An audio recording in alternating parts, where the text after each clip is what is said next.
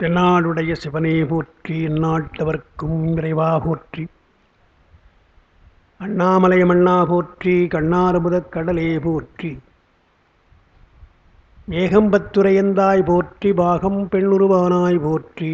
காவாய் கனகத்திரளே போற்றி, கைலை மலையானே போற்றி போற்றி. தும்பலம் தும்பலம் தும்பலம். எல்லாம் வல்ல எங்கள் ஏகம்பப் பெருமானுடைய திருவடிகளை நான் மனமொழிமைகளால் உங்களை வணங்கிக் கொள்ளுகின்றேன். அன்பிற்கு மதிப்பிற்குரிய சிவஞான அருளை அறக்கட்டளை நிறுவனர் ஞானமையா அவர்களுக்கு என்னுடைய வணங்கனின்ற வணக்கத்தை நான் தெரிவித்துக் கொள்ளுகின்றேன். அரங்கத்திலே அமர்ந்திருக்கின்ற சிவனே செல்வர்களே, தாய்மார்களே, உங்கள் அனைவருக்குடைய மனங்கனிந்த வணக்கம். சிவாகமசாரமாக இருக்கின்ற திருமந்திரம் என்ற ஒரு அரிய நூலை நாம் சிந்திப்பதற்கு திருவருளும் குருவும் நமக்கு கூட்டியிருக்கிறது.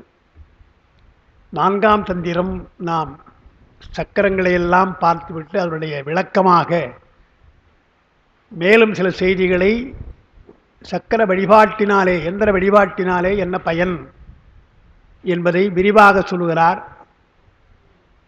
நடைமுறையில் சைவ மரபிலே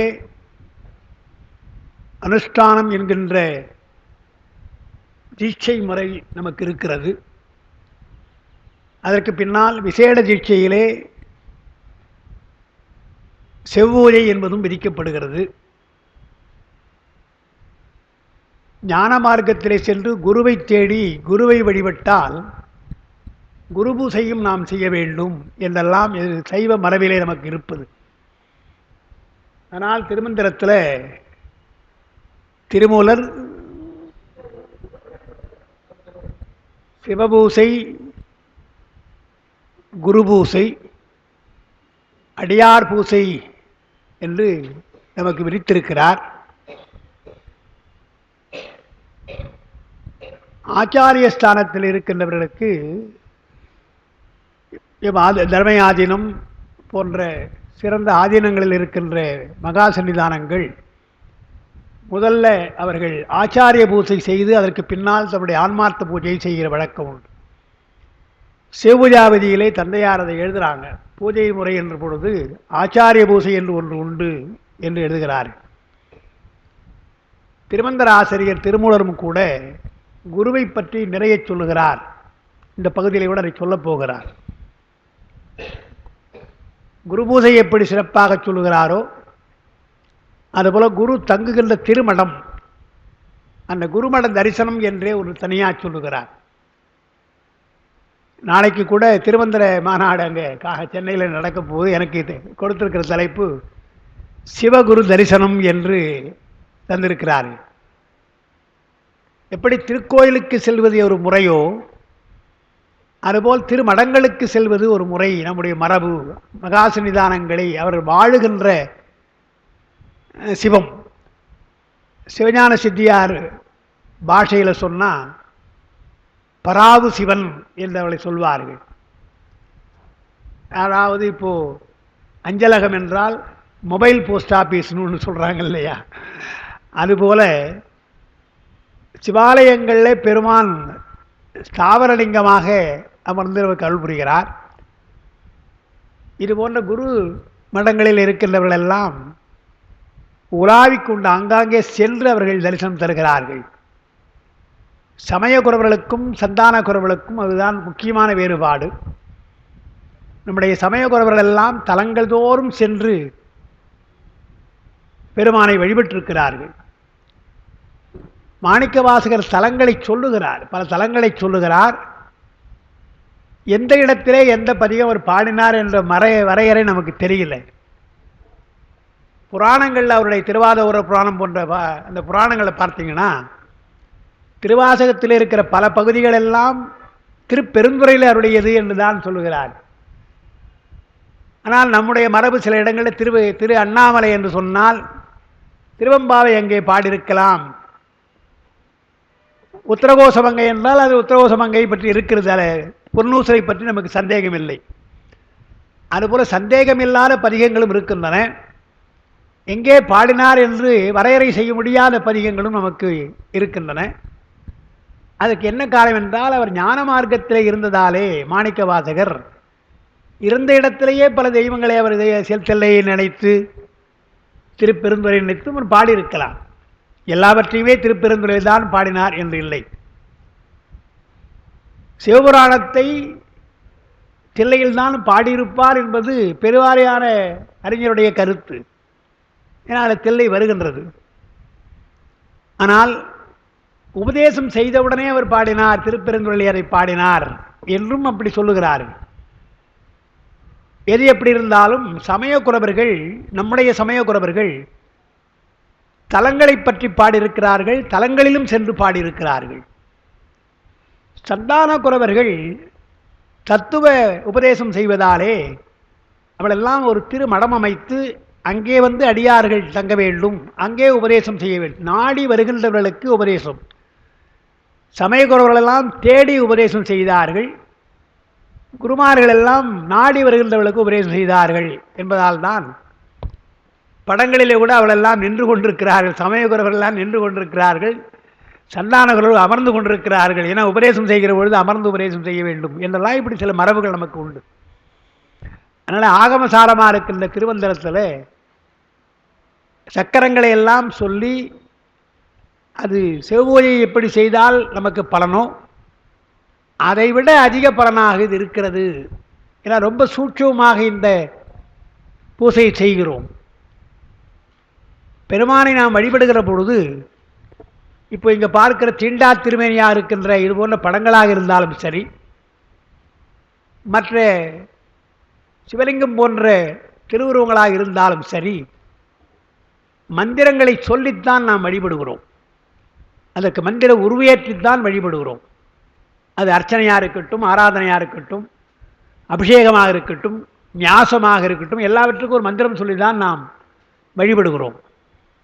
ஆனால் எந்திர வழிபாட்டிலே மந்திரமே நமக்கு உருவமாக, பெருமானுடைய உருவமாக இருப்பதால் தான் இதை காட்டிலும் அது சிறந்தது, அது நுட்பமானது என்று திருமூலரை எல்லாம் விரிவாக இங்கே 4ஆம் சந்தரத்தில் சொல்லுகிறார்.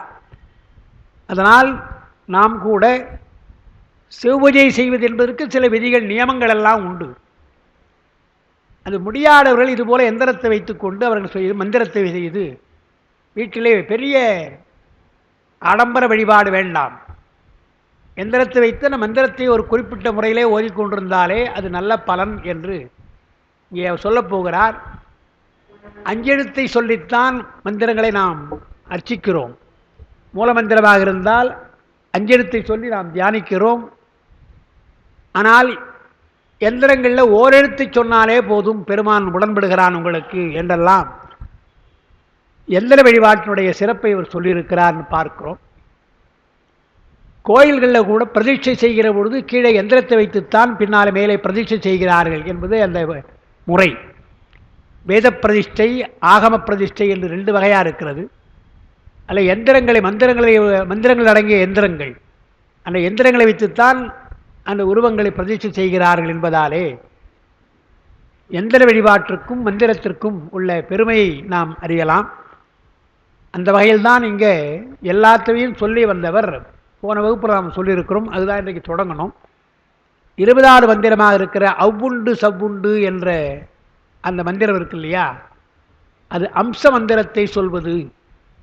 மந்திரங்களிலே பிரணவ மந்திரம் ஓங்காரம் சிறந்தது, ஓங்காரத்திற்கு அடுத்து அம்ச மந்திரம் சிறந்தது என்று அது அஜபா மந்திரம் என்று 4ஆம் சந்திரத்தை தொடங்குகிற பொழுதே அசபை என்ற தலைப்பிலே பல கருத்துக்களை திருமந்திரத்தில் அவர் சொல்லியிருக்கிறார். நடனங்களில் அஜவா நடனம் என்று ஒன்று திருவாரூரிலே சொல்லப்படுகிறதை பார்க்கிறோம். அதனால் அம்ச மந்திரம் என்பது ஒரு சிறந்த மந்திரமாக அதையும் இங்கே எந்திரத்தில் சொல்லுகிறார். நாம் அதை பார்த்திருக்கிறோம். அவ்வுண்டு சவ்வுண்டு அனைத்தும் அங்கு உள்ளது, கவ்வுண்டு நிற்கும் கருத்தறிவார் இல்லை, கவ்வுண்டு நிற்கும் கருத்தறிவாளருக்கு சவ்வுண்டு சக்தி சதாசிவம் தானே என்று அது சித்தர் பரிபாஷை போல அந்த பாடலை அவர் சொல்லியிருக்கிறார் பார்க்கிறோம். உங்களுக்கு அந்த 54ஆம் பக்கம் உங்களுக்கு கொடுத்த நோட்ஸில் 54ஆம் பக்கம் தான் நம்ம நடத்தியிருக்கிறோம். ஆ சா அ சா என்ற 2 எழுத்து தான். அது பிந்துவோடு கூடினால், புள்ளி எழுத்தோடு கூடினால் அது அம்சம் என்று மாறும். அந்த அம்சம் என்பதில் ஈற்றிலே இருக்கிற சா என்பதை விசர்க்கத்தோடு சொல்லணும், நாரத்தோடு சொல்ல வேண்டும், சக என்று சொல்லணும். அப்படி அந்த அம்ச மந்திரத்திலே சொல்லி சோகம்பாவனை செய்ய வேண்டும். சோகம்பாவனை என்பது பெருமானை உள்ளத்திலே நினைத்து அவன் உருவத்தை தியானித்து நாம் அவனாக மாறுவது போல பாவிக்கணும். வேதத்தில் பொதுவாக அகம்பாவம் என்பது போல சோகம்பாவனைன்னு சொல்லிடுறாங்க. பெருமானை எண்ணி நானே பிரம்மம் என்று அவருடைய கருத்து அதுதான். நானே பிரம்மமாக இருக்கிறேன் என்று பிரம்ம ஞானம் என்பது அதுதான் அவர்கள் சொல்றது வேதத்தில். நாம் சிவனை எண்ணித்தான் பாவனை செய்கிறோம். எனவே சிவோகம் பாவனை என்று நாம் சொல்றோம். அந்த சிவோகம் பாவனை இங்கே வற்புறுத்தி சொல்லுகிறார். அம்ச மந்திரத்தை சொல்லி சிவோகம் பாவனையில் இருந்தால் உங்களுக்கு பெருமான் வெளிப்பட்டு அருள்வான் என்றுதான் இந்த பாட்டில் அவர் சொல்லுகிறார். அந்த 54வது பக்கத்தில் 20வது பாடல் நம்ம சொல்லியிருக்கிறோம். அம்ச மந்திரம் உயிர்ப்பு மந்திரம், மற்ற மந்திரங்கள் எல்லாம் ஒலிக்கின்ற மந்திரம், உச்சரிக்கின்ற உச்சாடனத்திலே வருகின்ற மந்திரம். இது உயிர்ப்பிலேயே மூச்சு காற்றிலேயே கலந்திருப்பதாலே, அம்சம் என்று கலந்திருப்பதாலே அது சிறப்பாக உச்சரிப்பதற்கு ஜபிப்பதற்கு இல்லாமல் அதுவே மந்திரமாக இருக்கிறது. எனவே உயிர்ப்பு மந்திரமாக அதை சொல்லுகிறார். அதற்கு என்ன காரணம் என்றால், இறைவன் எல்லா இடங்களிலும் கலந்திருக்கிறான் என்பது நாம் சொல்கிறோம். முக்கியமாக பஞ்சபூதங்கள் 2 சுடர் ஆன்மா என்று கலந்திருக்கிறான் பார்க்கிறோம். இப்போ நம்ம உடம்பு கூட பஞ்சபூதம் தான், பஞ்சபூத கலப்பு தான்.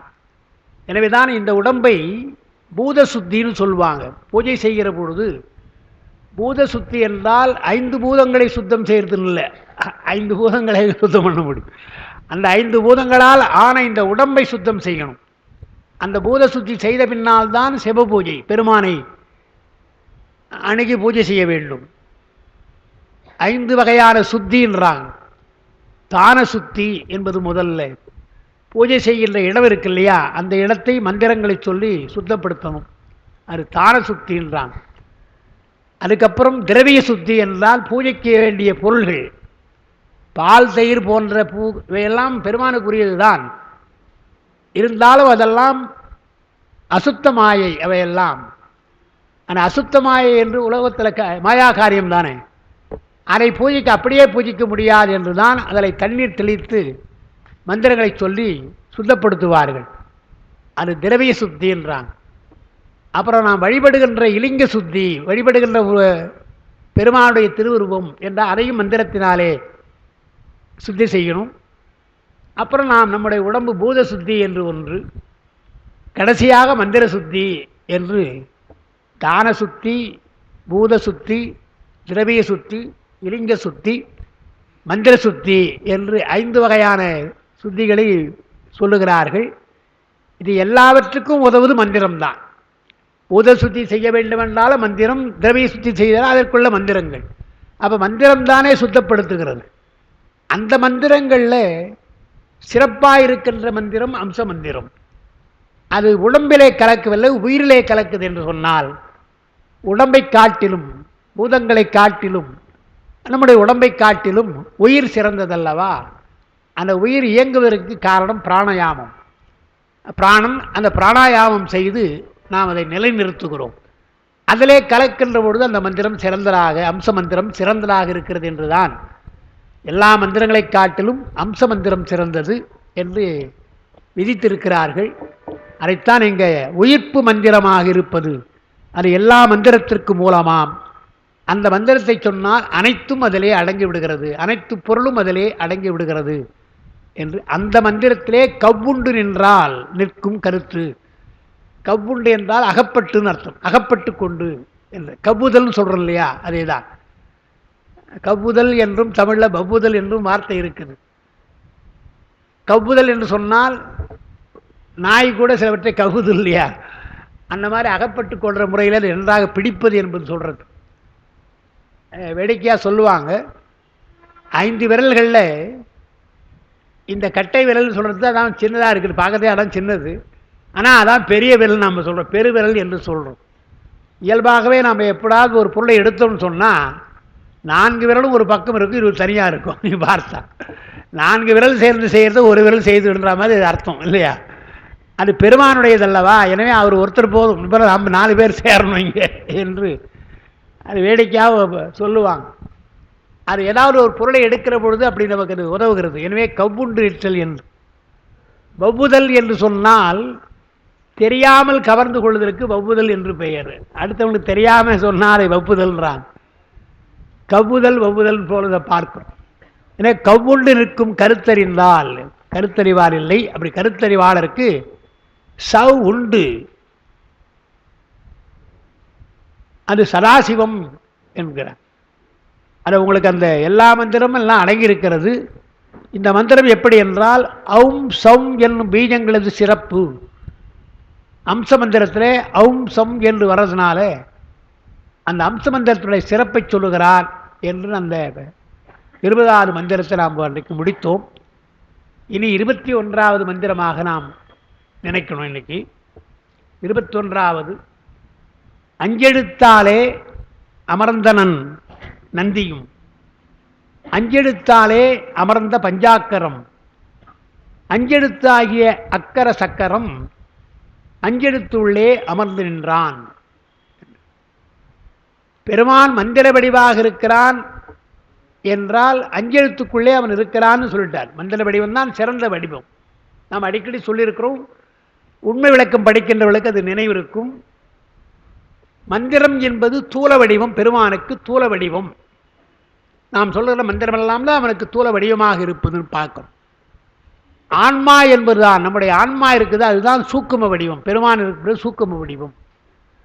பெருமானுடைய சக்தி இருக்கு இல்லையா, அதுதான் அதிசூக்கும வடிவம் என்று பெருமான் எல்லா இடங்களிலும் நடனமாடுகிறான், பறந்திருக்கிறான், வியாபகமாக இருக்கிறான் என்று சொன்னாலும் இந்த 3 இடங்களிலே நடனமாடுவதாக உண்மை விளக்கம் சொல்லுகிறது என்று நாம் சொல்லியிருக்கிறோம். மந்திர வடிவமாக சொல்லுகிற பொழுது நாம சிவாய சிவாய நம என்ற நடராஜருடைய வடிவத்தை அவருடைய பாதத்தும் நா என்றும் வயிறு மா என்றெல்லாம் நம்ம சொல்லி சி தோள் என்று சொல்கிறோம், வா முகம் என்று சொல்கிறோம், யா மேலே இருக்கின்ற சிகை என்று இதெல்லாம் சொல்கிறோம். அதே போல் மறுபடியும் சிவாய நம என்று வீசுகரம் எல்லாம் சொல்லி நாம் சொல்கிறோம். மந்திர வடிவமாக தியானிப்பது.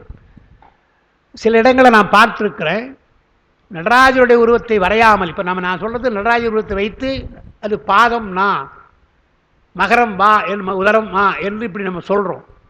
அது இல்லாமல் என்ன செய்திருப்பாங்க, நட்சத்திர குறி மட்டும் அப்படி போட்டிருப்பாங்க. அதாவது ஓவியம் வரைவதற்கு முன்னாலே புள்ளி வைக்கிறாங்க இல்லையா, அதுபோல் வைத்துட்டு அந்த அந்த நட்சத்திரத்தோடு நான் இங்கே போட்டிருப்பாங்க. இங்கே மா சி வா வெறும் அப்படி தான் இருக்கும். பார்த்தீங்கன்னா அது ஏறக்குறைய பார்த்தா நடராஜன் மாதிரி தெரியும். பார்த்தா வரைஞ்சிருக்க மாட்டாங்க, எழுத்தையே அப்படி எழுதியிருப்பாங்க. பார்த்தீங்கன்னா அது நம சிவாய சிவாய நம என்று அது மந்திர வடிவாக இருப்பது என்று உண்மை விளக்கம் சொல்கிறத பார்க்கிறோம். அதுக்கடுத்து ஆன்மா வடிவமாக இருக்கிறார்களுக்கு தான் 8ம் 2ம் உருவான இலிங்கம் என்று உண்மை விளக்கத்தில் ஆன்மாதான் அங்கே ஆடுகிறான் பெருமான் என்று. அடுத்து பறை என்கின்ற பராசக்தி, அதுவே அவருக்கு இடமாக இருக்கிறது. அது பஞ்சாக்கரத்தால் மிகு பஞ்சாக்கரத்தால் பறையில் இருந்து ஆடுகிறான் என்று இப்படி 3 வகையாக உண்மை விளக்கத்தில் அதை சொல்கிறத பார்க்கிறோம். அதை இங்கே அஞ்செழுத்து என்று அதை சொல்கிறார். அஞ்செழுத்தாலே அமர்ந்தனன் நந்தியும் மேல் அதுவாம் அகார என்னும் மந்திரத்தில் கூறப்பட்ட 5 எழுத்து. அதாவது 910 நீங்கள் புத்தகம் இருந்தால் பார்க்கலாம், ஐயா கொடுத்துருக்க நோட்ஸையும் பார்க்கலாம், அதில் ஒரிஜினல் கொடுத்துருக்கலாம் உங்களுக்கு.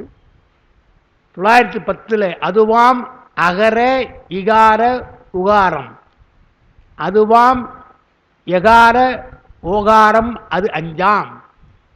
5 எழுத்து சொல்கிற பொழுது பஞ்சாட்சரத்தை அந்த எழுத்துக்களை ரீப்ளேஸ் பண்ணுறோம் இல்லையா, அதை மாற்றுவது. இந்த மாற்றுவதில் ஆ இ உ ஏ ஓ என்று அந்த 5 எழுத்தை சொல்லலாம். அது சக்கரத்தில் சொல்கிற பொழுது இந்த எழுத்துக்கள் பயன்படுத்தலாம் என்று அங்கே சொல்கிறார். அதைத்தான் இங்கே மீண்டும் இங்கே சொல்கிறேன். அங்கே சொன்ன அந்த அகாரம் இகாரம் என்று சொன்னோம் இல்லையா, அதை இங்கே மேல் அதுவாம் அகாரம் என்னும் மந்திரத்தில் கூறப்பட்ட ஐந்தெழுத்து வழியாகவே சிவபிரான் வந்து அமர்கின்றார். அஞ்செழுத்தை தூலமாக சொன்னாலும் சரி, சூக்குமமாக ஆயு என்று சொன்னாலும் சரி, அது நடைமுறையில் கூட நீங்கள் பார்த்தீங்கன்னா முழுப்பெயரை எழுதாமல் நம்ம கையெழுத்து போடுற பொழுது நம்முடைய இனிஷியல் முதல் எழுத்து அது மட்டும் போடும் இல்லையா, அதுவே நம்முடைய பெயரை சொல்கிறது தான் அர்த்தம். முழுசாக சொல்லணும்னு அவசியம் கிடையாது. இப்போ நான் அருணை பாலராமன்னா ஆ பா என்று போட்டால் போதும், அது அல்லது அடங்கி போதும் இல்லையா. அதேபோல் அஞ்செழுத்து சொல்ல வேண்டிய அவசியம் இல்லை என்றால் ஆ இ உ என்று ஏ ஓ என்று சொன்னாலே போதும் என்று மந்திரத்திலே கூறப்பட்ட ஐந்தெழுத்து வழியாகவே சிவபிரான் வந்து அமர்கின்றான். அந்த ஐந்தெழுத்தாலே வந்து பஞ்சாக்கர மந்திர எழுத்துக்களும் அந்த ஆயி என்று சொல்கிறோமே அதோடு பஞ்சாரக்கர எழுத்துக்களும் அதில் அமைந்து விடுகின்றன. எழுதுவது போல நான் வைத்துக் கொள்ளலாம்.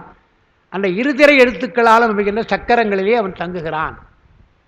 அம்பலை சக்கரம் போடுகிற பொழுது நீங்கள் ஆ இ உ ஏ என்றும் எழுதலாம், பஞ்சாக்கரமாக இருக்கிற நாம சிவாய என்று எழுதலாம்.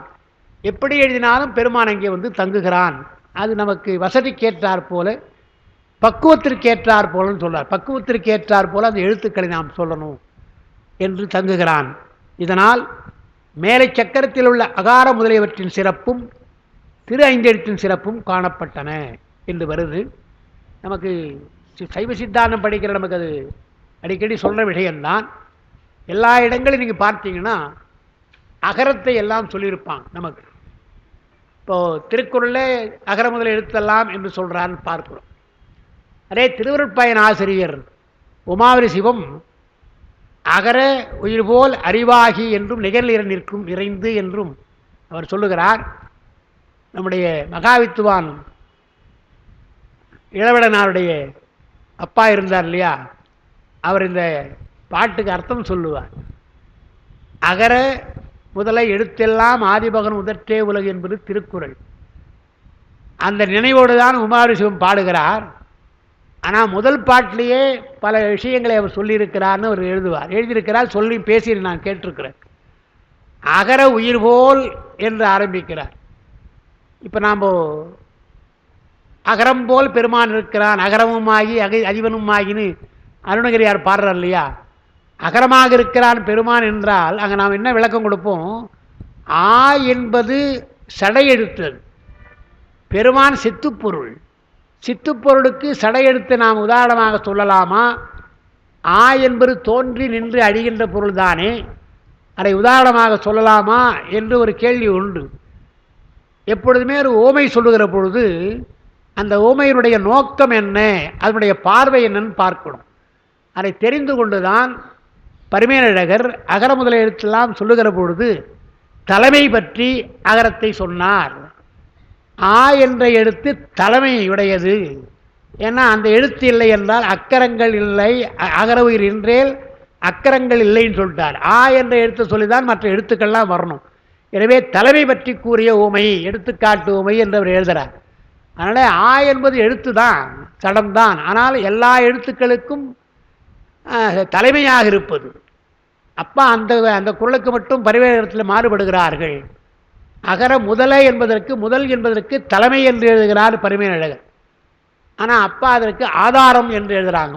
தலைமைன்னு சொல்லக்கூடாது, ஆதாரம் என்று சொல்லணும் என்று. எல்லா எழுத்துக்களுக்கும் ஆதாரமாக இருப்பது ஆ. அதைத்தான் நாம் பெருமானுக்கு சொல்கிறோம். ஆ என்பது சடப்பொருளாக இருக்கலாம், ஆனால் அது எல்லாவற்றுக்கும் ஆதாரமாக இருக்குது இல்லையா. அந்த ஆதாரத்தன்மைக்குத்தான் உமை சொல்லுகிறோம். எப்படி ஆ என்பது எல்லா எழுத்துக்களுக்கும் ஆதாரமாக இருக்கிறதோ அதுபோல் பெருமான் எல்லாருக்கும் ஆதாரமாக, எல்லா பொருளுக்கும் ஆதாரமாக இருக்கிறான் என்றுதான் நாம் பொருள் கொள்ளணும். அதனால்தான் எழுத்தெல்லாம்னு சொல்கிறார் பாருங்க வள்ளுவர். எழுத்தெல்லாம் என்று சொல்வதற்கு பரிமேலர் என்ன பண்ணிட்டார், எழுத்து எல்லாம்னு சொன்னதுனால வடமொழியை உட்படுத்தி சொன்னார் என்று அவர் எழுதுகிறார். தமிழ்லையும் ஆதாம் முதல்ல, வடமொழி படிச்சிங்கன்னா அதுலேயும் ஆதாம் முதல்ல என்பது போல் அவர் எழுதுகிறார். அப்பா அதையும் மறுக்கிறாங்க. அந்த எழுத்தெல்லாம் என்று சொன்னதற்கு என்ன காரணம் என்றால், இறைவன் ஆன்மாக்களிலும் கலந்திருக்கிறான். 7 இடங்கள் மூர்த்தங்களாக இருக்கிற சடப்பொருள், 5 பூதங்கள் 2 சுடர் சடப்பொருளிலும் கலந்திருக்கிறான். சடப்பொருளிலும் கலந்திருக்கிறான், சித்துப்பொருளும் கலந்திருக்கிறான் என்ற அந்த கருத்தில் தான் ஆ என்பது மெய்யெழுத்தாக இருக்கின்ற அதற்கும் தலைமையானது, உயிரெழுத்துக்களுக்கும் ஒரு தலைமையானது. பெருமான் ஆன்மாக்களுக்கும் தலைமையாக இருக்கிறான், சடப்பொருளுக்கும் தலைமையாக இருக்கிறான் என்பதை குறிப்பதற்குத்தான் அவர் எழுத்தெல்லாம் என்று வள்ளுவர் சொன்னார். என்று அங்கே எழுத்தெல்லாம் என்பது உயிரெழுத்தையும் மெய்யெழுத்தையும் குறிக்கின்றது. வட எழுத்தைங்க சொல்ல வேண்டிய அவசியம் இல்லை என்று அவங்க எழுதுகிறாங்க. அப்போ அதை உரை எழுதியிருக்கிறாங்க. அதுபோல் திருவருட்பயலில் அகர உயிர்போல் என்பதற்கு மகாவித்வான் என்ன சொல்லுவார்? ஆ என்பது சடப்பொருள் தான், ஆனால் உயிர் சடப்பொருள் தான். ஆனால் அதுபோல பெருமான் இல்லை என்பதனால்தான் அறிவாகி என்று அடுத்து சொல்கிறார். அகர உயிர்போல் அறிவாகின்னு சொல்கிறதுனால அகரம் சடப்பொருள், ஆனால் நம்முடைய பெருமான் சித்துப்பொருள் அல்லவா என்று அறிவாகி என்று சொல்லிட்டு, அப்போ அகர உயிர் என்று சொன்னதுனாலே திருவள்ளுவர் சொல்கிற அகர முதல் எழுத்தெல்லாம்ன்றதே அடக்கிறார் நம்முடைய உமாவரி சிவம். அறிவாகி என்று சொன்னதுனால அடுத்த குரலே வாலறிவன் என்று சொல்லுகிறார். அந்த இரண்டாவது குரலை நினைத்துக்கொண்டு அறிவாகி என்று வாலறிவன் என்று சொல்லுகிறார். அகர உயிர் போல் அறிவாகி. எங்கும் என்ற வார்த்தை இருக்கு இல்லையா, எங்கும் என்பது நிறைந்திருப்பதல்லவா, அது வியாபகமாக இருப்பது. அந்த வியாபகத்தை அங்கே அவர் சொல்லுகிறார். நிகரில் இறை என்றார். நிகரில் என்றார். நிகரில் என்றால் ஒப்புமை சொல்லப்பட முடியாது என்று அர்த்தம். அதுதான் தனக்கு உமை இல்லாதான் தாழ் சேர்ந்தார்கல்லால் என்று திருக்குறள் சொல்கிறார். எனவே நிகரில் என்றார். இறை என்ற வார்த்தையினால் அங்கேயே இறைவன் வருது இல்லையா, அந்த இறைவன் என்ற வார்த்தை இறைவனை சேராதார் என்றெல்லாம் வருது, இருள் சேருவன் சேரான்லாம் வருது இல்லையா. எனவே இறை என்பது அங்கே சொன்னார். நிறைந்து என்பதாலே அந்த திருப்தி, வேண்டுதல் வேண்டாமையிலான் என்ற அந்த திருப்தியை சொல்லுகிறார் என்று ஒரு குறளுக்கு திருக்குறளை எத்தனை குறளை அடக்கியிருக்கிறார் உமாவரிசிவம் என்று விளக்கியிருக்கிறார். அது நான் ரொம்ப நாளைக்கு ஒன்று படித்தது. அகரில் அகர உயிர் போல் அறிவாகி எங்கும் நிகரில் இறை நிற்கும் நிறைந்து என்பதற்கு அவர் விளக்கியிருக்கிறார். அதுதான் நாம் வைத்துக்கொள்ளணும். சொல்ற பொழுது ஆ என்று சொன்னால் அது பெருமானுக்கு உடைய ஒன்றாக சிறப்பாக நாம் தலைமை எழுத்தாக சொல்லணும். அதுதான் இங்கே எழுதுகிறார். அந்த ஆ அகாரம் இகாரம் போல. இதனால் மேலை சக்கரத்தில் உள்ள அகாரம் முதலியவற்றின் சிறப்பும், ஒவ்வொரு எழுத்துக்கும் ஒரு சிறப்பு இருக்குதல்லவா, உயிரெழுத்துக்கள் எல்லாம் ஒரு சிறப்பு இருக்கிறதல்லவா, அதில் அகாரம் சிறப்புடையது, பெருமான் எப்படி சிறப்புடையவனாக இருக்கிறான் என்றும், அப்புறம் ஐந்தெழுத்தாக இருக்கிற அந்த பஞ்சாட்சரத்தினுடைய சிறப்பு என்று இரண்டையும் சொல்லியிருக்கிறார் இந்த மந்திரத்தில் என்று அந்த உரையில் பார்க்கிறோம். அஞ்செழுத்தாலே அமர்ந்தரன் நந்தின்னு வருது. நந்தி என்று சொன்னால் பெருமானை குறிக்கின்ற பெயர். அது எப்பொழுதுமே ஆனந்தமாக இருக்கிறான், ஆனந்தி என்பதுதான் நந்தி என்று வருகிறது. ஆ என்பது குறைஞ்சி வரலாம். நமக்கு தமிழில் இலக்கணம் அப்படி இருக்கிறது. இலக்கியமாக பேசுகிற பொழுது ஒரு எழுத்து குறைந்து வரலாம், அது முதல்லையும் குறைந்து வரலாம், கடைசியிலும் குறைந்து வரலாம், இடையிலும் குறைந்து வரலாம்.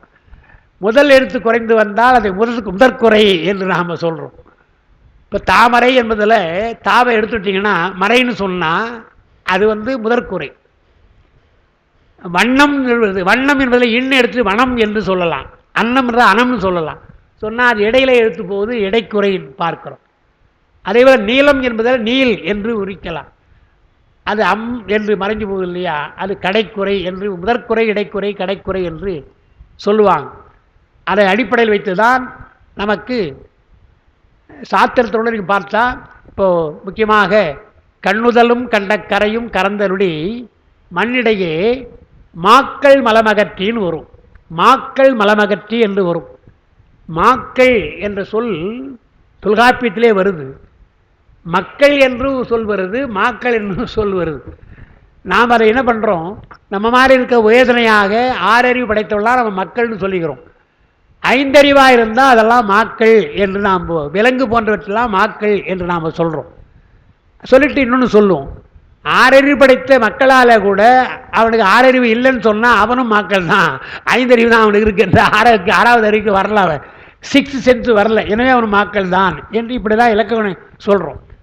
ஆனால் இந்த மாதிரி சாத்திரங்களில் வர்றபோது நம்ம அப்படி விளக்கம் கொடுக்கக்கூடாது. மண்ணிடையே மாக்கள் மலமகற்றி என்றால் ஆன்மாக்கள் என்ற சொல்ல ஆ குறைகிறது, முதற்குறையாக குறைகிறது. அந்த ஆன்மாக்கள் தான் அர்த்தம் சொல்லணுமே தவிர மாக்கள் என்று சொல்லக்கூடாது என்று எல்லாம் உரையில் எழுதுகிறாங்க. மண்ணிடையே மாக்கள் மலமகற்றி என்றால் மண்ணிடையே இருக்கின்ற ஆன்மாக்களுக்கெல்லாம் மலம் தான், நமக்கு தானே ஆன்மாக்கள் தானே மலம், அதை அகற்றுவதற்காக பெருமான் வந்திருக்கிறான் என்றெல்லாம் இப்படி பார்க்கிறோம். அதனால் இங்கே அகரம் என்பதுக்கு ஒரு சிறப்பு சொல்லி, அஞ்செழுத்தாலே அமர்ந்தனன் நந்தியும் என்றால் ஆனந்தி என்பது ஆ குறைந்து நந்தி என்று வருது. நந்தியும் அஞ்செழுத்தாலே அமர்ந்த பஞ்சாக்கரம், அஞ்செழுத்துக்கு ஒவ்வொரு பொருள் உண்டல்லவா, அத்தனை பொருளையும் அதில் அடங்கி இருக்கிறது என்று பார்க்கிறோம். அதாவது சிவப்பிரகாசம் தான் வருது. பலகலை ஆகமம் வேதம் யாவையினும் கருத்து பதிபசு பாசம் தெரித்தல் என்று வரும். எந்த நூலாக இருந்த பலகலைன்னார், பல நூல்களை இப்போ நம்ம படிக்கிறோம், எழுதோட இருக்குது. எந்த நூலாக இருந்தாலும் அது என்ன செய்தான், பதி பசு பாசம் என்ற மூன்றில் ஏதாவது ஒன்று தான் சொல்லுமே தவிர இந்த மூன்று பொருளை கடந்து பொருளை சொல்ல முடியாது. அப்படி நம்முடைய சைவ சித்தாந்தம் பொருள்களை மூன்றாக சொல்லியிருக்கிறார்கள். உலகப் பொருள் எத்தனைன்னு கேட்டால் நாம் எத்தனை சொல்ல முடியும், கணக்கு எத்தனை சொல்கிறது, கணக்கு போடுறது 84 கோடி லட்சம்லாம் சொல்கிறாங்க இல்லையா, அப்படி சொல்ல முடியாது. ஆனால் எல்லாத்தையும் அடக்கி பதி ஒன்று தான், அது ஒரு பொருள், அதுக்கு இணையாக எதுவும் கிடையாது. அதற்கு இணையாக இருப்பது பாசம் பசு, அதுவும் அனாதி பொருளாக இருப்பது எண்ணற்ற உயிர்களாக இருக்கின்றன. பாசம் என்பது இருக்கிறது, அது அனாதி, அது மூன்றாக இருக்கிறது. அப்போ பதி ஒன்று பாசம் மூன்று, இதை இரண்டையும் அனுபவிக்கின்ற பசுக்கள் இருக்கு இல்லையா, அது நிறைய, அது கணக்கே கிடையாது என்று வருது. நேற்று கூட இந்த விஷயத்தை சொன்னோம், அந்த பல்கலைக்கழகத்தில் சொன்னோம். அதாவது திருவருட்பயலில் தான் உமாரி சொல்கிறார், ஆன்மாக்கள் இருக்கு இல்லையா, இந்த ஆன்மாக்கள் எண்ணிக்கை பல என்பது நமக்கு தெரியும். அந்த எண்ணிக்கை பலன்னா எவ்வளோ எண்ணிக்கை நம்மளால் சொல்ல முடியாது, கணக்கற்றது என்று சொல்லணும். அது நான் நேற்று பேசுனதில் ஜேஎம் நல்லசாமி பிள்ளையினுடைய டிரான்ஸ்லேஷன் எல்லாம் வந்திருந்தாங்க. அதில் ஒரு கேள்வியை கேட்குறான் ஒருத்தன், அந்த காலத்தில் நான் சொல்கிறது 125 ஆண்டுகளுக்கு முன்னால் கேட்டிருக்கேன் அந்த கேள்வி. ஆன்மாக்கள் ஒன்றா பலவான்னு கேட்குறான் கேள்வி. ஆங்கிலத்தில் அவங்க கேட்குறாங்க, ஆத்மான்னு சொல்கிறோமே அது ஒன்றா பலவா என்பதற்கு ஆங்கிலத்தில் அவன் சொல்கிறபடி it is one are many என்று கேட்டான் கேள்வி. அதுக்கு என்ன விளக்க கொடுத்த, அந்த காலத்தில் என்ன விடை கொடுத்துருக்கிறார் என்றால் நியூமரஸ் என்று விளை கொடுத்துருக்கிறார். பல என்றால் அர்த்தம், பலன்தான் அர்த்தம். நியூமரஸ் என்றால் எண்ணற்றதுன்னு ஒரு அர்த்தம் இருக்குது. பல என்பது கூட ஒரு எண்ணிக்கையில் சொல்லலாம், ஆனால் எண்ணிக்கையற்றது கணக்கற்றது என்பதற்கு நியூமரஸ் என்று சொல்கிறார்னு நல்லசாமி பிள்ளையுடைய சித்தாந்த தீபிகளை விளக்கம் கொடுக்குறான்னு நேற்று பேசணும். அது நான் ஏன் சொல்கிறேன்னா, திருவருட்பயலில் இந்த கேள்வியை அவர் கேட்கிறார். நம்முடைய உமாவி சிவம் என்ன சொல்கிறார், ஆன்மாக்களில் முத்தி அடைந்த ஆன்மாக்கள் எத்தனை, முத்தி அடையாத ஆன்மாக்கள் எத்தனை என்று கேட்கிறார். அவர் கேள்வி, அது எப்படி பதில் சொல்கிறது? இப்படி முரட்டுத்தனமான ஒரு கேள்வி கேட்டால் நம்ம முரட்டுத்தனமான பதில் சொல்லணும். வேடிக்கையாக சொல்லுவாங்க இல்லையா, இந்த ஊரில் எத்தனை காக்கா இருக்குதுன்னு கேட்டானா அவர். 1380 நான் ஒருத்தன். என்னடா எப்படா எண்ணி சொல்கிறேன், அது அதிகமாக இருந்தான்னா அதெல்லாம் வெளியூர்லேருந்து வந்திருக்கும் அந்த காக்கையெல்லாம், குறைவாக இருந்தால் உள்ளூர்லேருந்து வெளியூருக்கு போயிருக்கும் என்று சொன்னான். இது முரட்டுத்தனமாக சொல்கிற பதில் தானே. இதுவே தேவையில்லாத ஒன்று. இந்த அக்பர் பீர்பல் கதையில் சொல்லுவாங்க. பீர்பல் அக்பருடைய மந்திரி. அக்பர் என்ன சொன்னாராம், நம்ம நாடெல்லாம் நிறைய இருக்குது, நம்ம தலைநகரத்தில் எத்தனை முட்டாள் இருக்காங்க இப்போ தேடணும் அப்படின்னா. யார்? பீர்பலை பார்த்து, பீர்பல் ஒரு 15 நாளுக்குள்ளே நம்ம தலைநகரத்தில் எத்தனை முட்டாள் இருக்காங்கன்னு பாரு அப்படின்னு தேடி வந்து, அப்படியே சொன்னால் போதுன்னு போனார். போய் 15 நாள் பொறுத்து வந்தார். என்ன தேடிட்டியா, நான் பேர் வச்சுக்கிறேன். வச்சுட்டேன். 98 பேர் என்று 100 பேர் அப்படி தான், 100 பேர் இருக்கிறாங்க அப்படின்னா. அப்படியா, யார் யாருன்னா மொத்தம் படித்தா 98 தான் பேர் படித்தான். 98 தான். 100 பேருன்னு சொன்னேன், 2 பேர் குறையுதேன்னா, ஒன்று நீ அடுத்தது நான் அப்படின்னா அப்படின்னு சொன்னான் பீர்பல். ஊரில் எத்தனை பேர் உனக்கு இருந்தான்யா முட்டாள், அதை போய் தேட போய் சொன்னியே நீ ஒரு முட்டாள், நான் அப்போவே உனக்கு உபதேசம் செய்யாமல் தேட போனேன் இல்லையா, நான் ஒரு முட்டாள் என்று தேவையில்லாத வேலை வேண்டாம் சொல்றது. மனோன்மணி ஆசிரியர் சொல்கிறார், அது வீட்டில் சாப்பாடு சமைக்கிறாங்க, காலை பிரேக்ஃபாஸ்ட்டு, ஆப்பம் இருக்கு இல்லையா, ஆப்பத்தை சுட்டு போட்டால் ஆப்பத்தில் நிறைய குழி குழியாக இருக்கும் இல்லையா. இப்போ தான் சாப்பிடணுமே தவிர எத்தனை குழி இருக்குது? 1 2 3 எழுறது. ஆப்பம் போட்டது சாப்பிட்றதுக்காக. அது சொல்கிறார், அப்பம் தின்னவோ அலால் குழி எண்ணவோ அப்படின்னு சொல்கிறாரு. அப்பத்தை சாப்பிட்றதுக்கு கொடுத்தானா, அதை குழி தேடுத்தோன்னா வேலையற்ற வேலை இதெல்லாம் என்று சொல்கிறாங்க இல்லையா? அதுபோல் ஆன்மாக்கள் எத்தனைன்னு கேட்குறதே வேலையற்ற வேலை. அதில் ஆன்மா முத்தி அடைந்தது ஆன்மா எத்தனை, முத்தி அடையாத ஆன்மா எத்தனைன்னு அப்படி சொன்ன உடனே அது என்ன பதில் சொல்கிறாருன்னா, வேற ஒன்றும் சொல்லலை.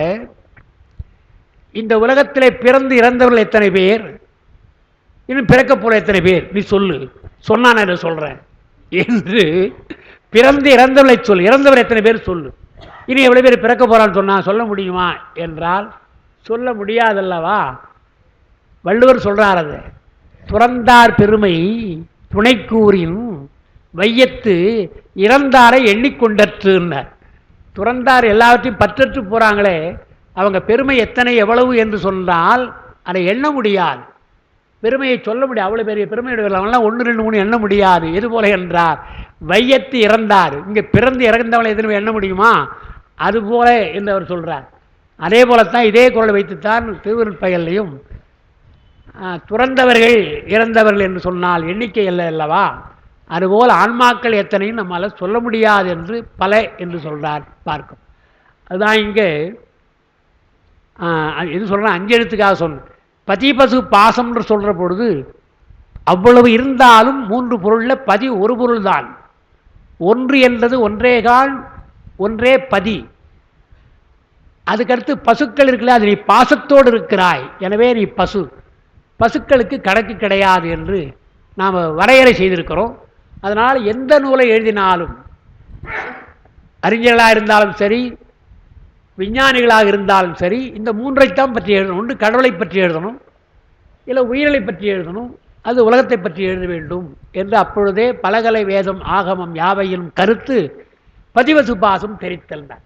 அதுதான் 5 எழுத்துக்கும் பெருமை. எல்லாம் மந்திரம்தான், எல்லா இடங்களிலும் மந்திரத்தை சொல்கிறோம், எல்லா மதங்களும் மந்திரத்தை சொல்லுது. சைவம் சொல்லுகின்ற மூல மந்திரம் இருக்கு இல்லையா, அதுக்கு எத்தனை பெருமை என்றால், முதலாவதாக சொல்கிற பொழுது அது பெருமானுடைய பெயராகவே அமைந்திருக்கிறது. அது நாதன் நாமம் நமச்சிவாயவேன்னு சொல்லிட்டாங்க, அது பெயராக இருக்கிறது. அடுத்து அந்த நமச்சிவாய் என்பது 3 பொருள், என்றுமே இருக்கின்ற 3 பொருளை சொல்லுகிறது. பதிவசு பாசம் என்ற 3 பொருளை சொல்லுகிறது என்பதால் மந்திரத்தில் இத்தனை அடக்கம் அதில் இருக்கிறது. அப்புறம் அது உபதேசத்திற்கு உதவுகிறது, தூல பஞ்சாட்சரமாக இருந்து உபதேசத்துக்கு உதவுகிறது சமயதீட்சையிலே என்றெல்லாம் அதற்கு சிறப்பு இருப்பதால் அந்த மந்திர வடிவத்திலே பெருமான் தங்குகிறான் 5 எழுத்தாக என்று. 5 எழுத்திலே அமர்ந்தான், அமர்ந்த பஞ்சாட்சரம் 5 எழுத்தாகிய அக்கர சக்கரம். அந்த அக்ஷர சக்கரம் என்றால் எழுத்துக்கள் எழுதப்பட்ட சக்கரம் அர்த்தம். அக்கரம் என்று அங்கே சொல்றது எழுத்துக்கள். எழுத்துக்களால் இருக்கின்ற சக்கரத்திலே 5 எழுத்துள்ளே அமர்ந்திருக்கின்றான், அந்த எழுத்துக்குள்ளே இருக்கிறான் என்பது அடுத்த 21வது மந்திரம். அடுத்து 22வது, கூத்தனை காணும் குறி பல பேசிடின் கூத்தன் எழுத்தின் முதல் எழுத்து ஓதினால் கூத்தனோடு ஒன்றிடும் கொள்கையராய் நிற்பர், கூத்தனை காணும் குறி அதுவாமே என்றார். கூத்தனுக்குள்ள பெயர்ல முதல் எழுத்துன்னு சொல்றாரு பாருங்க. கூத்தன் எழுத்தின் முதல் எழுத்தை ஓதினால் அந்த ஒன்று சொன்னாலே போதுன்றார். 5 எழுத்து அல்ல, 5 எழுத்தை சொல்வது இருக்குது. 5 எழுத்தை சொல்லுகிற பொழுதே நமக்கு அந்த ஆன்மாவுடைய நினைவு, பாச நினைவு எல்லாம் வரலாம். அதெல்லாம் நீங்கி அந்த எழுத்தெல்லாம் விட்டு விட்டு போகிறோம். நம என்பதை விட்டுடுறோம், அப்புறம் யா என்பதை வாவில் அடக்கிறோம், வா என்பது சீல் அடக்கிறோம் இல்லையா. இவையெல்லாம் சிகாரத்திலே அடங்கி விடுது அல்லவா. அந்த சிகாரத்தை நீ சொன்னாலே போதும், கூத்தனை நீ காணலாம் என்று தான் அந்த அடுத்த பாட்டில் சொல்கிறார். அதுக்கு முன்னவர் என்ன சொன்னார்,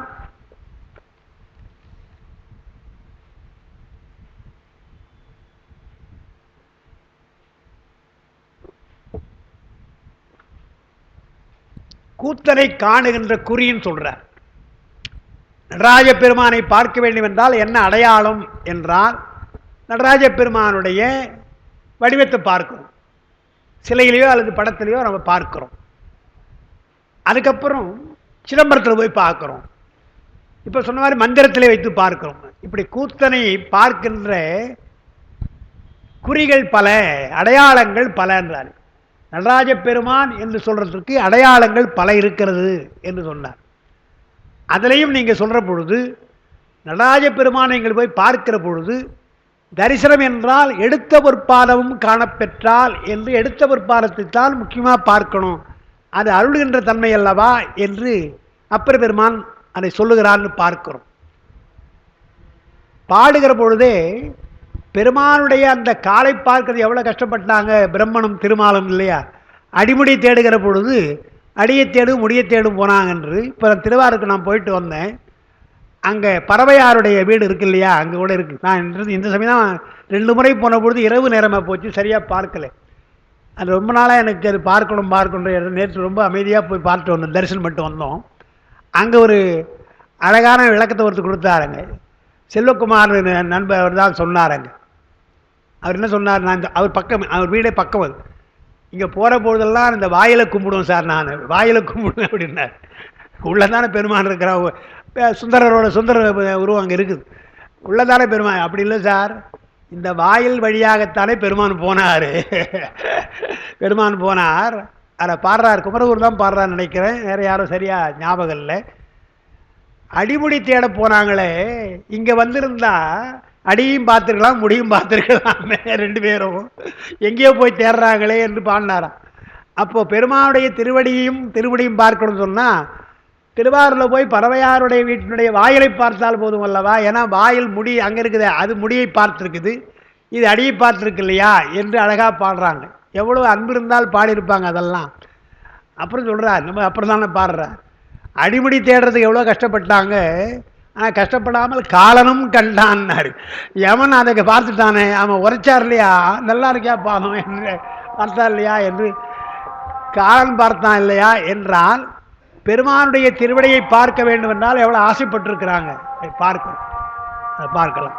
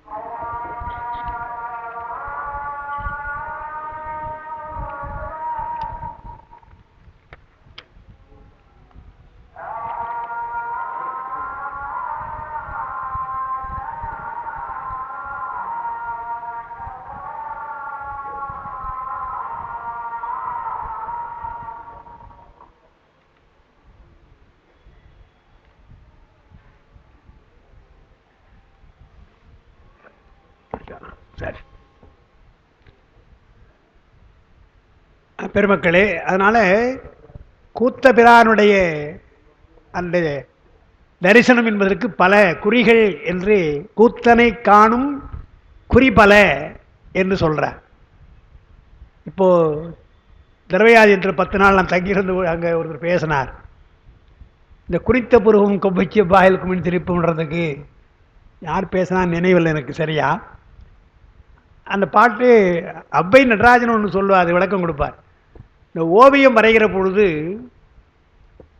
என்ன செய்வாங்க, முதல்ல புருவத்தை தான் வரைவாங்கதான். முதல்ல ஒரு முகத்தை வரையணும்னா புருவத்தை வரைவாங்க, அப்புறம் இந்த இதழ் வாயை வரைவாங்களாம். இது அப்படி இருக்கும். அப்புறம் ஒன்று ஒன்றா கண்ணெல்லாம் வரையும். அதுபோல அப்பர் பாடுறான்னு சொல்லுவார். எடுத்த உடனே குறித்த புருவமும் என்று புருவத்தை சொல்கிறார், அப்புறம் குமிழ் சிரிப்பு என்று அதை சொல்கிறார், அப்புறம் சடையை சொல்கிறார் என்று அவர் அந்த ஓவியம் போடுவது போல அப்பர் பெருமான் சொல்கிறாருன்னு அவர் விளக்கம் கொடுப்பார். நான் கேட்டிருக்கிறேன். அன்றைக்கு வந்து அன்பர் என்ன பண்ணார், குறித்த புருவம் என்று சொல்லுகிறார் அப்பர் என்றால், இப்போ நம்ம வீட்டில் உட்கார்ந்துருக்குறோம், நம்ம நாடி கொஞ்சம் தொலைவில் ஒருத்தர் வராருன்னா அது யார் வராங்க அப்படி பார்க்குறோம் இல்லையா, அதுபோல் பெருமாள் அப்படி பார்க்குறாரா, யார் பாது என்று பார்க்குறான். அதான் குறித்த புருவம். அப்பர் போகிறாராம் சிதம்பரத்துக்குள்ள, யார் அப்படின்னு குறித்த புருவம் என்றால் புருவத்தை சுரித்து கொண்டு பார்க்கிறார் குறித்த புருவம். கொஞ்சம் கிட்ட வந்தவுடனே ஓ நம்மால் தான் வரானா என்று கொவ்வை செவ்வாயில் குமிழ் சிரிப்பு, தெரிஞ்சவுடனே சிரிப்பு இல்லையா, வந்தவர் முகமறக்கிறார் என்று குமிழ் சிரிப்பு. இன்னும் கிட்ட போகிற பொழுதுதான் பனித்த சடை நன்றாக தெரியுதுன்னா அது இருட்டாக இருக்கும் இல்லையா, கருப்பாக இருக்கும், கிட்ட போன தான் தெரியும், பனித்த சடை தெரிகிறது. இன்னும் கொஞ்சம் நெருங்கினால் பவளம் போல் பால் வெந்நீர் தெரிகிறது. அப்புறம் எடுத்த ஒரு பாடம் தெரிகிறதான். அதற்கு பின்னால் தான் இதெல்லாம் பார்த்த பின்னால் எப்பப்பா வந்த என்று கேட்க அதுவும் தெரிகிறது என்று பெருமான் குனித்து பார்க்கிறான், சிரிக்கிறான், எப்பொழுது வந்தா என்று கேட்கிறான்.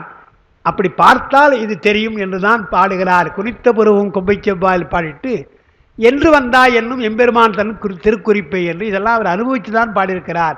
அனுபவத்தில் அப்பர் பெருமான் அப்படி பாடியதுன்றான். ஆனால் கூத்தபிரானை காணுகின்ற குறி பல என்றால் அப்பா உரையில் எழுதுறாங்க, பருவடிவில் காணுகின்ற பொருள்கள் பல. தூலமாக நாம் உருவத்தை பார்க்கிறோம். அடுத்த வாரம் நெய்வேலி போனோம். அந்த நெய்வேலிக்கு இல்லை பார்த்தீங்கன்னா என்எல்சி இருக்கு இல்லையா, அங்கே அந்த அன்பர்கள் என்ன பண்ணியிருக்காங்க, நடராஜரை வச்சுருக்காங்க, நடராஜர் சிலை. அங்கே அந்த அவங்களாம் என்ன பண்ணியிருக்காங்க, எங்கும் இல்லாத மாதிரி வைக்கணுமா நடராஜன், அப்படி பிளான் பண்ணியிருக்காங்க. அதே மாதிரி பிளான் பண்ணி எவ்வளோ உயரம் தெரியுங்களா, அவங்க அதை வந்து அப்புறம் தான் கட்டினாங்களாம், இதெல்லாம் வாசல்லாம் அப்புறம் தான் கட்டினாங்களாம். அவ்வளோ எடுத்து எப்படி எடுத்து போனாங்கன்னு தெரியல, எங்கேருந்து கொண்டு வந்தாங்கன்னு தெரியல. அது மட்டும் அல்ல, நீங்கள் இந்த சிலையை வார்ப்பு செய்கிறாங்களே, வார்ப்பு செய்கிற பொழுது மெழுகினால் செய்தானே ஊற்றுறாங்க, அந்த இதை உருக்கி ஊற்றுறாங்க இல்லையா. அவங்க சொல்லுவாங்க பெருமான் எண்ணினால்தான் வருவான், நீங்கள் ஏதோ உருக்கி கிருக்கி ஊட்டினா வர்றது கிடையாது. ஏன்னா கடைசி நேரத்தை பாதியில் நின்னா கூட நின்றுடும், அது வேஸ்ட்டாக போகும், திருப்பி விடணும். அது பெருமான் எண்ணினால்தான் முடியும். ஏன்னா எனக்கு தெரிந்த மலேசிய மக்கள் என்ன பண்ணாங்க, ஆர்டர் கொடுக்குறாங்க, நடராஜருக்கு ஆர்டர் கொடுக்குறாங்க. அவர் என்ன பண்ணார், அந்த நால்வர் மன்றம்ல நற்பணி மன்றம் அவர் தலைவர், அவர் என்ன பண்ணார், ஒரு 3 மாதத்துக்குள்ள முடியுங்களா அப்படிங்கிற. இந்த கணக்கு இதுனா ஆர்டர் கொடுக்குறதா, இது கணக்கு கிடையாதுங்க, எங்களுக்கே தெரியாது. 3 மாதம் 6 மாதம் வருஷம் கூட ஆகலாம். நீங்கள் அன்போடு கொடுத்துட்டு போகிறீங்க, நாங்களும் பக்தியோடு பெருமானை வேண்டுவோம், அது விரும்புகின்ற நேரம் எங்களுக்கு தெரியும், அப்போ தான் சரியாகும் அப்படின்னு. அது மாதிரி தான் நாங்கள் பார்க்கிறோம், கண்ட நேரத்தில் செய்வது கிடையாது. அப்போது நாம் சிலைன்னு நினைக்கிறோம், ஆனால் அது தெய்வாம்சமாக இருப்பதுக்கு என்ன காரணம் என்றால் அவர் அவ்வளோ பக்தியோடு தான் அதை செய்கிறாள். மற்ற தொழிலாக அப்படி இல்லையாது. அந்த மாதிரி பார்த்தீங்கன்னா அவ்வளோ பெரிய உருவங்க, அவ்வளோ பெர்ஃபெக்டாக இருக்குது நீங்கள் பார்த்தீங்கன்னா. அப்போ பெருமான் எப்படி எண்ணியிருக்கான்னு ஆச்சரியப்பட்டு நான் கேட்டேன், எப்படி சார் செய்தீங்கன்னு கேட்கும்பொழுது அவங்க சொன்ன விஷயம், அதுக்காக சொல்கிறேன். அங்கே முக்கியமாக இருக்கிற அந்த நெய்வேலி டைரக்டர்ஸ்லாம் இருக்காங்க இல்லையா, அவங்கெல்லாம் நின்று கொண்டு பேசலாம், தெருவில் நின்று கொண்டு அந்த மாதிரி இந்த இடத்துல கோயில் கட்டணும், நல்லா இருக்கும், நடராஜ பெருசாக வைக்கணும் என்று சொல்கிற பொழுது தில்லைவாழந்தர்னு 3 பேர் அங்கே வந்தாங்களாம். கரெக்டாக அது எப்படி வந்தாங்கன்னு தெரியல, அவர் இன்றைக்கும் சொல்கிறார். தில்லைவாழந்தர் எதுவாக எங்கோ போயிருக்காங்க, அது இப்படியே போனால் அன்றைக்கி கரெக்டாக பேசுகிற பொழுது அங்கே வருகிறார்கள். வந்து நாங்கள் நெய்வேலியை பார்க்கணும், அதுக்காக வந்தோம், இந்த விபூதி கொடுத்தாங்கய்யா, சரி பெருமான் நடராஜர் வந்துட்டார் என்று நாங்கள் முடிவு பண்ணோம் என்று சொன்னாங்க. அதுக்கப்புறம் நாங்கள் தைரியமாக செய்தோம், பெருமான் வந்துட்டார் அப்படின்றார். அதனால் கூத்தனை காணும் குறிபலை என்று சொல்கிறாருன்னா, நடராஜ பெருமானை எப்படிலாம் நம்ம வடிக்க வேண்டுமோ அப்படிலாம் எண்ணினால் பெருமான் அந்த அடையாளத்தில் வருகிறான் என்பதான மிக முக்கியம். இதெல்லாம் பெரிய பக்திமான்களுக்கு இயல்பாக அமைவது இன்றைக்கு நம்ம பார்த்துருவோம். அந்த இன்னைக்கு நம்ம போனோம்னா அதை பார்க்கிற பொழுது அந்த அதிசயம் நடந்ததுன்னு இன்னும் கூட சில அதிசயம் சொன்னாங்க. இது ஒன்றும் இல்லை, அது அந்த நடராஜ பெருமாள் வருகின்றதுக்குள்ளே எத்தனையோ எத்தனையோ தடையான். அந்த உயரமாக எடுத்து வர்ற பொழுது நிறைய அங்கே வழியேற வந்து உயர்கள் எல்லாம் இருந்துதான். எல்லாவற்றையும் மாற்றிக்கொண்டு எந்த விதமான தடையும் இல்லாமல் வந்து சேர்ந்தது, யாருக்கும் சிரமம் இல்லாமல் வந்து சேர்ந்தது அப்படின்னு அவங்க சொன்னாங்க. அதுபோல் இன்றைக்கு நடப்பதை பார்க்கிறோம், பெருமானுடைய இயல்பை பார்க்கிறோம். அதைத்தான் இதெல்லாம் நமக்கு ரொம்ப சிரமப்பட்டு செய்கின்ற ஒன்று. ஆனால் கூத்தனை காணும் குறிப்பல்ல, ஆனால் ஓரெழுத்து சொன்னால் பெருமான் வந்து விடுகிறான். அவற்றுள்ளே மந்திரம் சிறந்ததுல்ல. எத்தனையோ குறிகள் இருக்கின்றன, சிலையில் வெடிக்கலாம், ஆனால் மந்திர எழுத்துக்களிலே வருகிறான்னா அதை விட எளிமையானது கிடையாது. பெருமான் எளிவந்தவன் அல்லவா.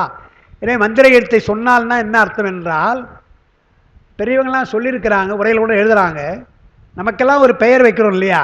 எதுக்கு பெயர் வைக்கிறோம்? கூப்பிட்றது தானே பெயர் வைக்கிறோம் இல்லையா? அந்த பெயரை கூப்பிட்டு தானே கூப்பிடுறோம், திரும்பி பார்க்குறோம். பெயர் வைத்தால் கூப்பிட்டால் நாம் திரும்பி பார்க்குறோம் அல்லவா? அதுபோல் பெருமானுக்கு நாம் ஒரு பெயர் வைத்திருக்கிறோம், கூப்பிட்டால் திரும்பி பார்ப்பான் அப்படின்றாங்க. அவனும் திரும்பி பார்ப்பான். நாமே திரும்பி பார்க்கணும்னு சொன்னால் பெருமானை பார்த்தால் நிச்சயமாக அந்த பெயர் சொன்னால் திரும்பி பார்ப்பான் என்று சொன்னால் அஞ்செழுத்து அவருக்கு பெயர் தானே. எனவே அந்த பெயரை சொன்னால் நிச்சயமாக நமக்கு பெருமான் அகப்படுவான் என்றுதான். குறிகள் பலவாக இருந்தாலும் மந்திரங்கள் என்றார்.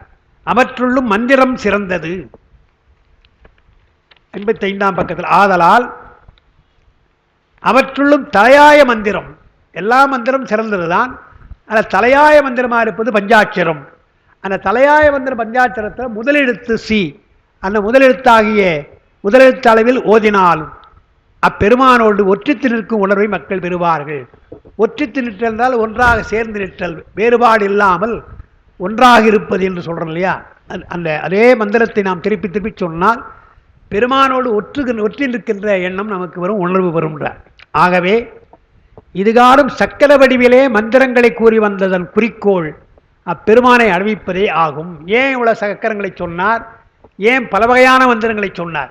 பஞ்சாட்சரத்தில் கூட திருவருட்பயனில் உமாவதியம் சொல்றார், அஞ்செழுத்து அருள்நிலைன்னு வரும் அந்த அதிகாரம். அஞ்செழுத்து சொல்ற அஞ்செழுத்துன்னு சொல்ல வேண்டியது தானே. நீங்கள் அதில் சிவாய நமன்னு சொல்கிறீங்க, நமசிவாயன்னு சொல்கிறீங்க, அப்புறம் நாமாவை விட்டுடுறீங்க, மூணா சொல்கிறீங்க, அப்புறம் ஒன்றா சொல்கிறீங்களே, ஏன் இப்படிலாம் சொல்கிறீங்க என்றால், நமச்சிவாயத்தில் பல வடிவங்கள் சொல்வதற்கு என்ன காரணம் என்றால் ஆன்மாக்களுடைய பக்குவத்திற்கேற்றார் போல சொல்ல வேண்டும் என்றுதான் பல வடிவங்கள் தந்திருக்கிறார்கள். ஒருவருக்கு ஒரு பாட்டை சொல்லி நன்றாக விளக்கினால்தான் புரியும். சில பேருக்கு சுருக்கமாக விளக்கினாலே புரியும். சில பேருக்கு பாட்டே புரியும்.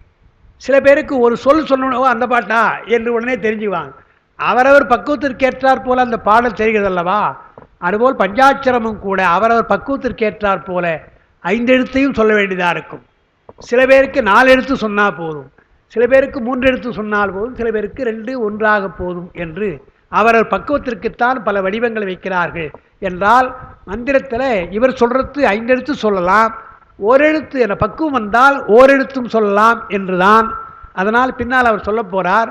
பஞ்சாட்சரம் என்று சொல்கிற பொழுது சூல பஞ்சாட்சரம், சூக்கு பஞ்சாட்சரம், அதிசூக்கு பஞ்சாட்சரம், காரண பஞ்சாட்சரம், மகா காரண பஞ்சாட்சரம் என்று 5ஆக சொல்லி சி என்பது மகா காரண பஞ்சாட்சரம், அது அனுபவத்திற்கு உரியது என்று எழுதலார். நம்ம திருமந்தத்தில் வரும். அதனால் அவரவர் பக்குவத்திற்கேற்றார் போல பஞ்சாட்சரத்தை சொல்லலாம் என்று. அதனால் மந்திரம் சிறந்தது.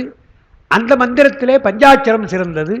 பஞ்சாட்சரத்திலே தலைமையாக இருக்கின்ற சிகாரம் சிறந்தது. ஆகவே இதுகாரும் சக்கர வடிவிலே மந்திரங்களாக கூறியதை பெருமான் அடைவிப்பதற்காக, எப்படியாவது ஆன்மாக்கள் பெருமானை அடைய வேண்டுவதற்காக அந்த சக்கரங்களை சொல்லி எந்திரங்களை சொல்லி மந்திரங்களை சொன்னார். இதனால் மேல் பலபட கூறியதன் பயன் இது என்பது கூறப்பட்டது. என்ன ஏன் சார் இவ்வளோ சக்கரம் கேட்டோம் இல்லையா? நான் கூட சொன்னேன் இல்லையா, அவர் பாட்டு சக்கரமாக எழுதுகிறாருன்னு கேட்டால், எப்படியாவது உங்களை ஆன்மாக்களை பெருமானிடத்திலே சேர்த்து விட வேண்டும் என்றுதான் சக்கர வடிவத்தை சொல்லியிருக்கிறார், மந்திர வடிவத்தை சொல்லியிருக்கிறார் என்று. அதுக்கு மேற்பட்டு சிலவற்றை நாம் சொல்லியிருக்கிறோம். மந்திரம் அத்துவாவின் மிகுத்தொரு வடிவமாக தந்தது என் அரணுக்கு என்று சிவஞான சித்தியாரில் அது ஒரு கேள்வியாக வருகின்றது. அத்துவா என்றால் சொல் வடிவம், பொருள் வடிவம் 2 இருக்குது அத்துவாக்கள். மந்திரம் பதம் வண்ணம் என்பது சொல் வடிவம், அது 3 அத்துவா. பொருள் வடிவம் என்றால் தத்துவம் புவனம் கலை என்பது 3, அது பொருள் வடிவம். அந்த மந்திரம் பதம் வண்ணம் சொல் வடிவம் என்றால் பொருளை உணர்த்துவதற்கு சொல் தேவை. எனவே பெருமான் சொல்லை படைத்திருக்கிறான், சொல் உணர்த்துகின்ற பொருளை படைத்திருக்கிறான். அத்துவா என்றால் படிமுறையின் அர்த்தம், வழிமுறை. எப்படி அடைவது என்றால் கொஞ்சம் கொஞ்சமாகத்தான் பெருமானை அடைய முடியும். அதனால பொருளை முதல்ல விளக்கணும். தத்துவம் புவனம் கலைன்னு அங்கே வருது இல்லையா? அந்த தத்துவங்கள் என்றால் நமக்கு இருக்கிற கருவிகள். எவ்வளவு கருவிகள் என்றால் 35 கருவிகள் நமக்கு இருக்கு இல்லையா? 35 36 ஏதோ. அந்த 36 தத்துவங்களை நாம் கடக்க வேண்டும் என்றால் நிலம் முதலாக நாதமீராக கடக்க வேண்டும். அப்போ இந்த நாதம்னு சொல்கிறோம் பாருங்க, அது சொல் வடிவம்.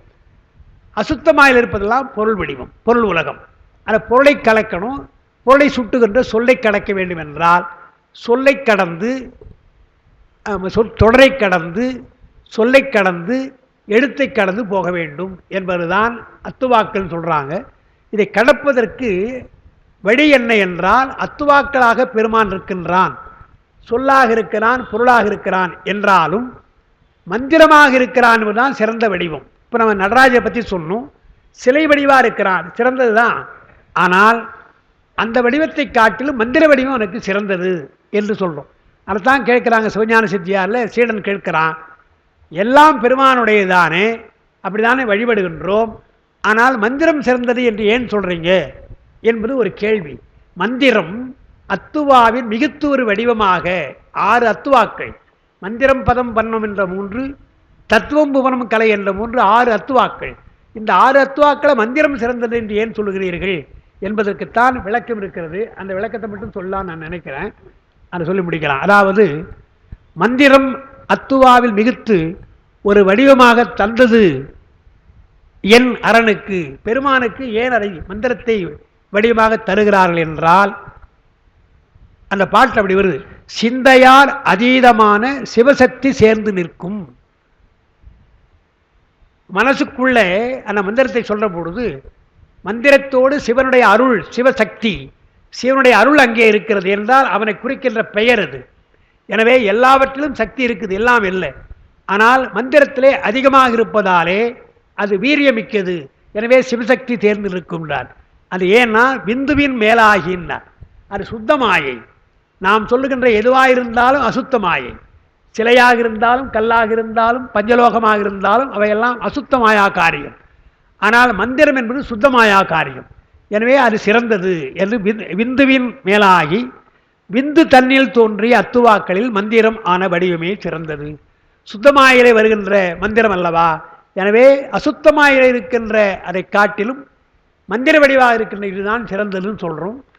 அடிக்கடி நாம் தெரிந்த மாதிரி சொல்கிற ஒரு விஷயம், பூமாலை சிறந்ததா பாமாலை சிறந்ததா என்று சொன்னால் பூமாலையை காட்டிலும் பாமாலை சிறந்ததுன்னு ஏன் சொல்கிறோம்? பூமாலை என்று சொன்னால் ஒரு நாள் போட்டோம்னா அடுத்த நாள் நிர்மாலை எடுத்துடுறோம், புதிய பூ தான் போடுறோம். அதே போல் அர்ச்சனைக்கு வந்த பூன்னா அதோடு செய்யாது, மறுபடியும் செய்ய முடியாது. பாமாலை அப்படி கிடையாது. ஒரே பாட்டு தான் நேற்று பாடி போய் மறுபடியும் என்றைக்கும் பாடலாம் என்றால் பாடப்பாட அது புதிதாகத்தான் வரும், புதிதாகத்தான் வருது. ஒரே பாட்டை 10 பேர் கூட பாடலாம், நாம் பாடி வேணால் இன்னொருத்தர் பாடலாம் என்றால் ஒவ்வொருத்தரும் பாடுகிறது புதிதாக வருவதாலே பூமாலை என்பது போல, பூமாலையின் நிர்மாலயம் என்பது போல பாமாலை நிர்மாலயம் அல்ல. அப்புறம் பூமாலை என்பதெல்லாம் அசுத்தமாயா காரியம், பாமாலை என்பது சுத்தமாயா காரியம், பெருமாளுடைய அருளாலை வருவது என்று பார்க்கிறோம். குமரகுருவர் நயமாக சொல்கிறார். திருவாரூர் பெருமானை பாடுற பொழுது, பெருமானே உனக்கு ஒன்மலர் இருக்கிறது, பன்மலர் இருக்கிறது, இந்த ரெண்டுல எது உனக்கு சிறந்ததுன்னு கேட்கிறார்.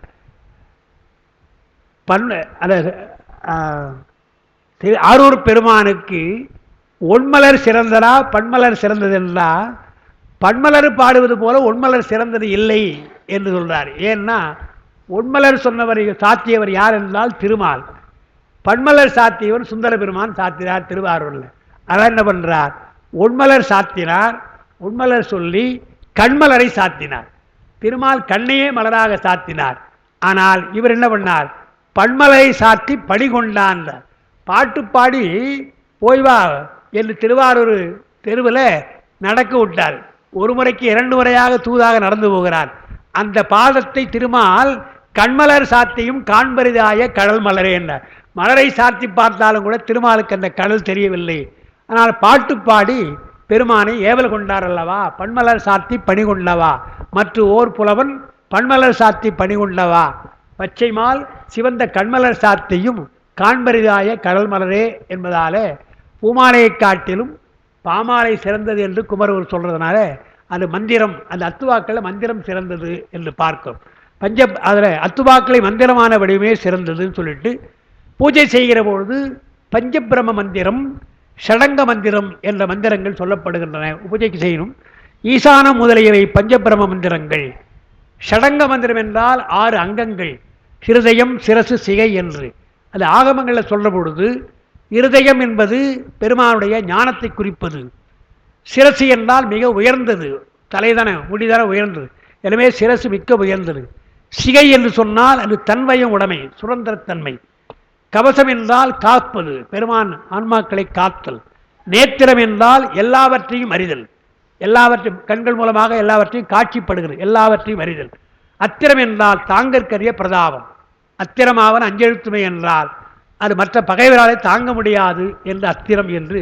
இதெல்லாம் பௌஷ்கர ஆகமத்தில் எல்லாம் சொல்லப்பட்டிருக்கிறது. சடங்க 6 அங்கங்களுக்கு உட்பொருள் என்ன என்றால் இருதயத்திற்கு ஞானம், சிரசு மிக்க உயர்ச்சி, சிகை தன்மையும் உடைமை, கவசம் காத்தல், நேத்திரம் எல்லாம் அறிதல், அத்திரம் தாங்கற்கரிய பிரதாபம் என்று பௌஷ்கர ஆகமம் சொல்வதை இங்கே எடுத்து போட்டிருக்கிறோம். இனி இருதயம் முதலிய 6 அங்கங்கள் என்னும் கூறுவார்கள். ஷடங்கத்தை இருதயம் சிரசு என்று அப்படியே சொன்னாலும் சொல்லுவார். பெருமானுக்கு 6 அங்கங்கள் உண்டு. அது ஷடங்க மந்திரம் என்று சொல்லி அதற்குள்ள மந்திரங்கள் இருக்கின்றன. பஞ்சபிரம மந்திரம் என்றால் ஈசானம் தத்புருஷம் என்ற அந்த 5 முகங்களுக்குள்ள மந்திரங்கள் என்று சிவபூஜையிலே மிக முக்கியமாக சொல்லப்படுவது என்று பார்க்கிறோம். அப்புறம் ஆன்மா அது சார்ந்ததன் வண்ணம் என்றால் மந்திரங்களை ஏன் சொல்லுகிறோம் என்றால் எந்த பொருளை ஆன்மா சாருகிறதோ அந்த பொருளாக மாறிவிடும் என்பது நம்முடைய கொள்கை. சார்ந்ததன் வண்ணம் என்பது நம்முடைய கொள்கை. அது பாஷ்யத்தில் சிவஞானம் எழுதுகிறார். அதை உங்களுக்கு நாங்கள் எழுதியிருக்கின்றேன். 1 பூதான்மா, பூத பரிணாம உடல், அவ்வுடம்பை பற்றிய நிலை. உடம்பிலே இந்த ஆன்மா இருக்கிற பொழுது அது பூதான்மா. என்ன 5 பூதங்கள் கடந்தெல்லாம் உடம்பு. உடம்போடு அந்த உயிர் இருக்கிற பொழுது அதை பூதான்மா என்று நாம் சொல்லணும். அடுத்து அந்தரான்மா, வாக்குகளை பற்றுகிற பொழுது பேசுகிறோம் இல்லையா, உயர்ந்த பேச்சுக்களை பேசுகிறோம், மந்திரங்களை சொல்கிறோம் இல்லையா, அப்போ உயர்ந்த வாக்குகளை சொல்கிற பொழுது அது நமக்கு அந்தரான்மா என்று அப்பொழுது பெயர். அப்புறம் சூக்கும பூதங்கள் என்றிருந்தால் அது தத்துவ ஆன்மா. சூக்கும பூதம் என்றால் தன்மாத்திரைகள். தன்மாத்திரையாக இருக்கிற சுபை ஒளி ஊறு ஓசை நாற்றம் என்றால் அது தத்துவ ஆன்மா. ஜீவான்மா என்றால் புருடனாகி பிரகிருதி குணங்கள் பற்றினால் இன்பத் துன்பங்களை அடைகின்ற பொழுது மூலப்பிரகிருதியை பற்றி அந்த குணங்களினாலே இன்பத் துன்பத்தை அனுபவிக்கிற பொழுது அவை சீவான்மா என்று சொல்லப்படுகிறது. 5வது மந்திரான்மா. அதான் நாம் சொல்கிறது. மந்திரங்களை பற்றி சொல்லுகிற பொழுது மந்திரான்மாவாக மாறுகின்றது. அப்புறம் பரமான்மா, அது அத்வைத பாவனை, பெருமானோடு சேர்கின்ற பொழுது அத்வைத நிலையே பரமான்மாவை மாறுகிறது என்று ஆன்மாக்கள் 6 நிலை என்று பார்க்கும். அங்கே சொன்ன இவளெல்லாம் 6 நிலைகளை அடைகின்றன. அது மேல் ஒரு குறிப்பு சொல்கிறார். இந்த 6 வகையுள் 6 வகையாக இருக்க ஆன்மா, பூதான்மா, தத்துவான்மா, சீவான்மாலாம் இருக்கு இல்லையா, இந்த 6 வகையில் முன் 5 செயற்கை.